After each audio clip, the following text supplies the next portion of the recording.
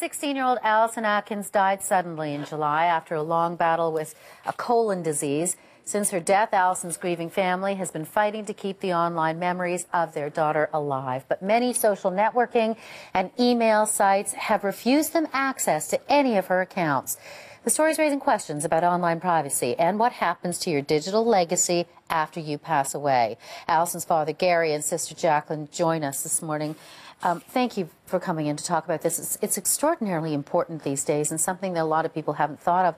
Tell me when you first, after your daughter died, when did you first start thinking that this is something you wanted to learn more from her social networking? Actually, right away we were looking for, Allison had been sick for a number of years, and as you can imagine with an illness of that length, there was concerns about her mental state. So we wanted to know, had she accidentally taken pills, and obviously we found out afterwards, and the coroners confirmed that she didn't commit suicide, but that was the first place that we could look to see where she was expressing herself. So we started looking at that right away. So what were you learning when you first went to, I guess, her Facebook site, was it?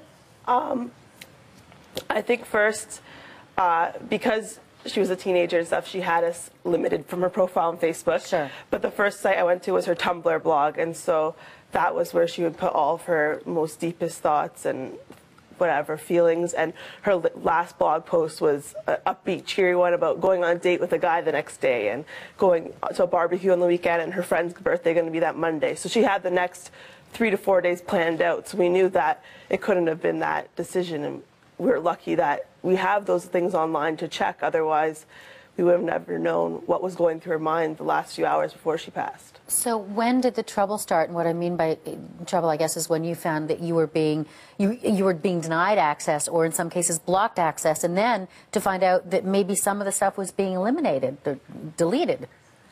I think we knew it was going to happen the whole time, that because in this day and age, the privacy laws, and we knew it was coming, but we didn't know when. And about end of October, we found that her laptop logged her out after the period of time being automatically logged in. So at that point, we were just a little upset. Oh no, we're logged out.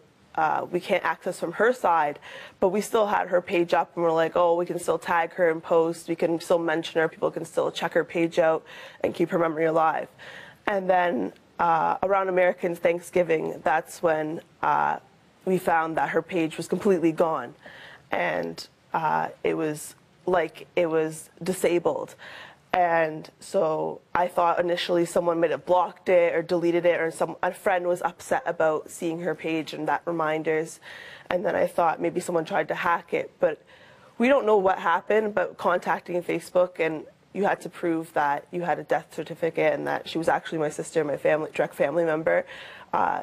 They put the page back up for us eventually. So what about the other sides, and the fact that I guess you were now learning that, yes, it belonged to your daughter, but that, you know, it was going to be extraordinarily difficult for you to access any of it? A lot of the other sites won't, as of now, are still not allowing us access to her 2 different email accounts. There's, and I think it's a big lack of understanding on the part of the people that are doing this. I don't think that they're doing it out of anything malicious, but they don't understand that it's a place where Facebook in particular, and Facebook has memorialized her page, which means that it still exists, but no activity can take place on it.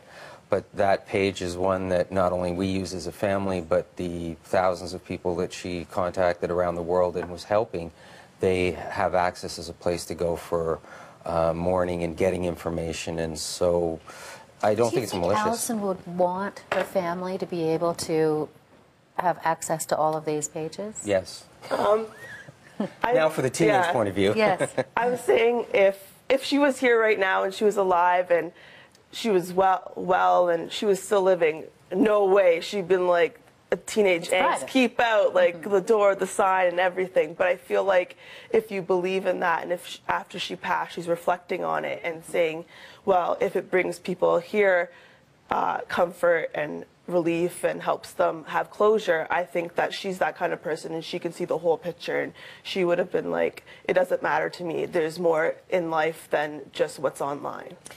What have you learned from this, and what would you say to people? Because you certainly can't be the only family who's tried to get more information from a loved one who's passed on who was social networking. I think what we've learned is it's a really basic thing. I mean, over the years, people have talked to parents that need to have open communication, whether it's about sex and then what people are posting online and all of that. I think people need to have a conversation about, well, we're already talking always about what are you posting, is that appropriate? In 10 years when you apply for a job, is that something that you're going to want there? But also that not just parents talking to children, but what about access to that account if anything happens? I mean, unfortunately, people pass away every day.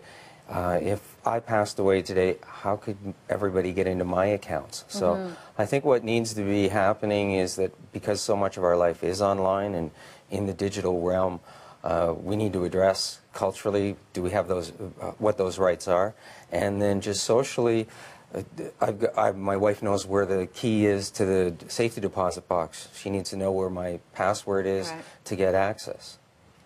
Thank you both for coming in. We are so sorry for your loss, and thank you for talking about it. It's such an important subject. Thank you. Thank you. We'll be right back.